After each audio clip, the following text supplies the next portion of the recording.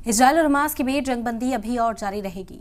दोनों तरफ से फिलहाल के लिए ये समझौता किया गया है। इसके साथ साथ दोनों तरफ से बंधकों की रिहाई भी की जाती रहेगी। आज फिर हमास की तरफ से छठी बार 16 बंधकों को छोड़ा गया है। तो ये तस्वीरें आप देख सकते हैं, जज्बाती करने वाली ये तस्वीरें हैं, क्योंकि तवील अरसे कैद में रहने के बाद ये लोग अपने घर वालों से मिल रहे हैं। और जिस तरह से अदला बदली की जा रही है या कमानियों की जो बंदी बनाए गए थे उनकी यहाँ पर खुशियाँ मनाते हुए इस्तकबाल एक दूसरे का करते हुए नजर आ रहे हैं। तो इजरायल और हमास के बीच जो जंगबंदी है अभी आगे भी जारी रहेगी, क्योंकि हमास की ओर से भी ये ख्वाहिश जाहिर की गई थी कि जंगबंदी अभी फिलहाल जारी रहे। और इजरायल को भी ज़रूरत है यहाँ पर कि यार कमानियों को छुड़ाने के लिए फिलहाल हमलों को रोका जाए। हालांकि नेतन्याहू की ओर से वाज़ेह किया गया है कि जैसे ही जंगबंदी खत्म होगी हमले एक बार फिर से उसी शिद्दत के साथ शुरू होंगे। लेकिन वक्ती राहत है लोगों के लिए भी। ग़ज़ा के जो लोग हैं, जो सिविलियंस हैं, जो पूरी गोलीबारी में निशाना बन रहे थे, उनके लिए भी बड़ी राहत के तौर पर इसे देखा जा रहा है कि जंगबंदी अभी कुछ दिन और इसी तरह से रहेगी।